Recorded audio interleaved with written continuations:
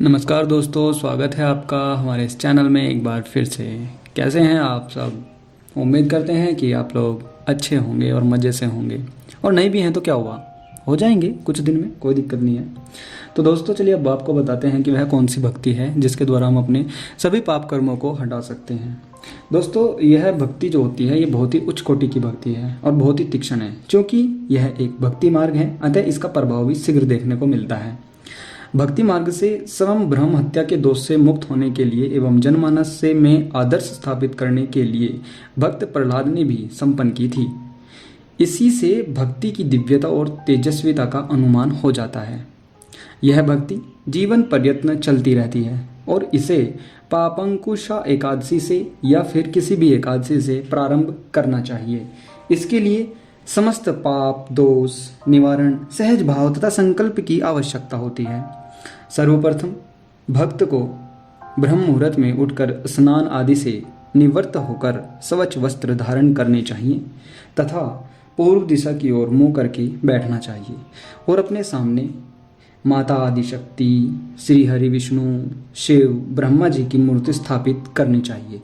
उनके समक्ष धूप दीप कपूर से आरती करनी चाहिए। इसके बाद चरणामृत व प्रसाद ग्रहण करना चाहिए। समस्त पाप दोष निवारण प्रार्थना करें।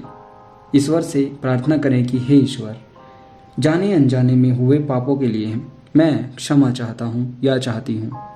तत्पश्चात आपको ईश्वर के समक्ष नतमस्तक हो जाना है और संकल्प लेना है कि आज तक जितने भी पाप हुए हैं उनकी मैं क्षमा याचना करता हूँ या करती हूँ।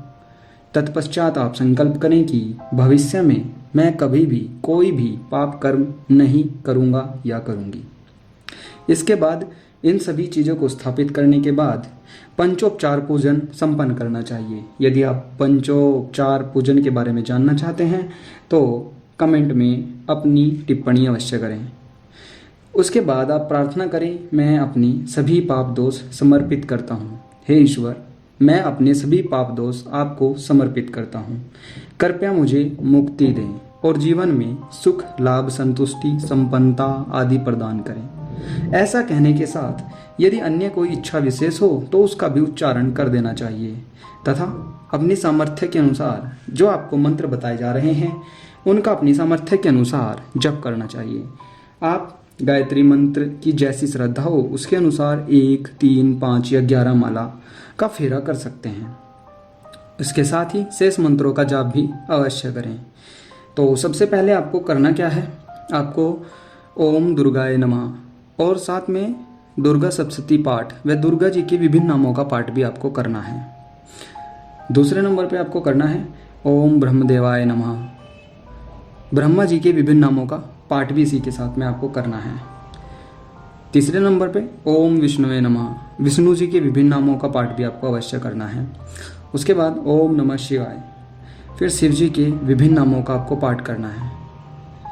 ये जितने भी आपको मंत्र बताए गए हैं ये बहुत ही चैतन्य हैं और भक्ति काल में ही भक्त को अनुभव मालूम हो जाएगा। आपके शरीर में कंपन हो सकती हैं, शरीर का ताप बढ़ सकता है, परंतु इससे घबराने की ज़रूरत नहीं होती, क्योंकि यह तो शरीर में उत्पन्न दिव्याग्नि होती है जिसके द्वारा पाप राशि भस्मीभूत हो जाती है। व्यक्ति इसके बाद ऐसा प्रतीत करता है कि उसका सारा शरीर किसी बहुत बड़े बोझ से मुक्त हो गया है। स्वयं को वह पूर्ण संपन्न आनंदित महसूस करेगा और उसका शरीर फूल की भांति हल्का महसूस होने लगेगा। जो भी भक्त अध्यात्म के मार्ग पे आगे बढ़ना चाहते हैं उन्हें तो भक्ति अवश्य ही संपन्न करनी चाहिए, क्योंकि जब तक पाप कर्मों का अक्षय नहीं हो जाता व्यक्ति की कुंडलिनी शक्ति जागृत नहीं हो सकती और न ही वह समाधि अवस्था को प्राप्त कर सकता। भक्ति के उपरांत पूजन में प्रयोग की गई सामग्री आप किसी भी जलाशय में अर्पित कर सकते हैं। ऐसा करने से भक्ति फलीभूत होती है और व्यक्ति समस्त दोषों से मुक्त हो जाता है, पूर्ण सफलता अर्जित कर सकता है।